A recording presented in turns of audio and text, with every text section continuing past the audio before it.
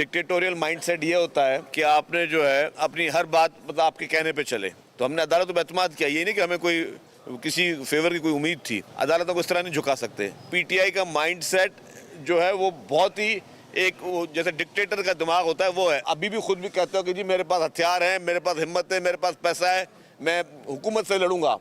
Federal government से provincial government लड़ने की बात कर रही है।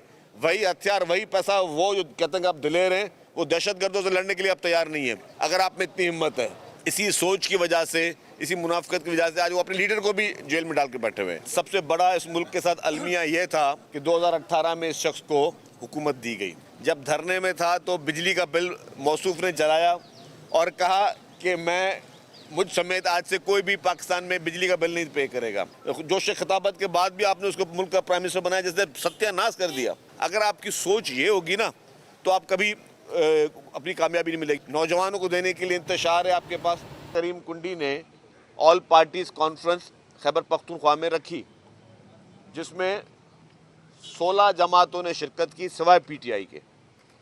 खैबर पख्तूनख्वा में हुकूमत पाकिस्तान तहरीक इंसाफ की है और ये उनकी जिम्मेदारी थी कि जहाँ पे आपकी हुकूमत है उसने तो ये आपको सारी पॉलिटिकल पार्टीज को बिठाना था कि भाई आओ बैठो। अमन अमान एक न्यायती ख़तरनाक हद तक ख़राब होता जा रहा है। खैबर पख्तूनख्वा में हालात ख़तरनाक किस्म के ख़राब होते जा रहे हैं।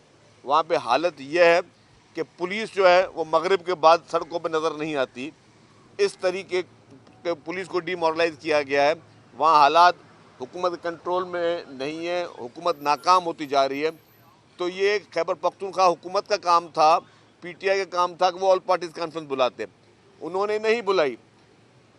पीपल्स पार्टी के नामजद गवर्नर जनाब फैसल करीम कुंडी साहब ने जब वो ऑल पार्टीज कॉन्फ्रेंस मंगाई तो उसमें वो शरीक नहीं हुए।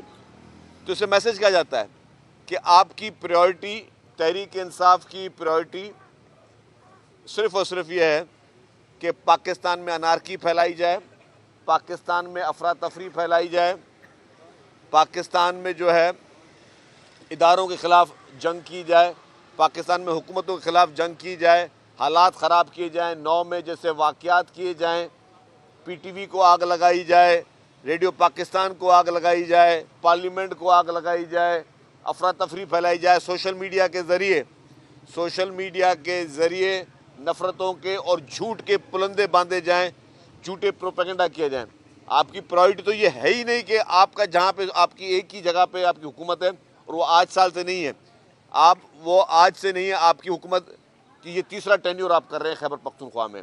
और ये आप शर्म की बात है कि आपके पास आप इस वक्त ये हालात हैं कि आपके खुद मेंबर्स जो है वो हल्के में नहीं जा सकते। आपकी पुलिस मगरिब के बाद नहीं निकल सक रही है बिकॉज कि आपकी प्रायोरिटी ये नहीं है। जिस पुलिस को आपने इस चीज़ पे ये ड्यूटी देनी चाहिए कि वो लॉ एंड ऑर्डर को देखे, वो दहशतगर्दों से लड़े, उस पुलिस को आपने कहा कि जी हर हफ्ते कोई ना कोई लॉन्ग मार्च करने के लिए आपको सिक्योरिटी फराहम करे, वो अपने हथियार और अपने टीयर गैसें जो वो आपको दे ताकि आप जाके वफाक पे हमला करो। आप अभी भी खुद भी कहते हो कि जी मेरे पास हथियार हैं, मेरे पास हिम्मत है, मेरे पास पैसा है, मैं हुकूमत से लड़ूंगा। फेडरल गवर्नमेंट से प्रोविंशियल गवर्नमेंट लड़ने की बात कर रही है। वही हथियार वही पैसा वो जो कहते हैं कि आप दिलेर हैं, वो दहशतगर्दों से लड़ने के लिए आप तैयार नहीं है।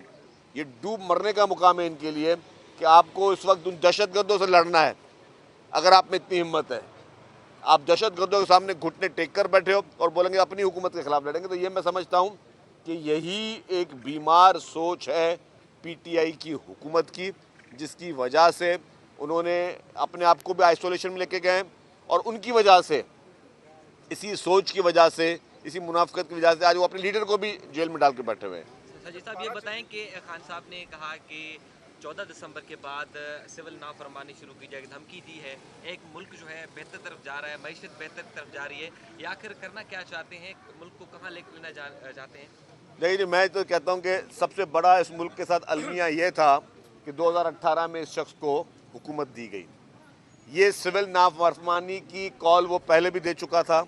जब धरने में था तो बिजली का बिल मौसूफ ने जलाया और कहा कि मैं मुझ समेत आज से कोई भी पाकिस्तान में बिजली का बिल नहीं पे करेगा।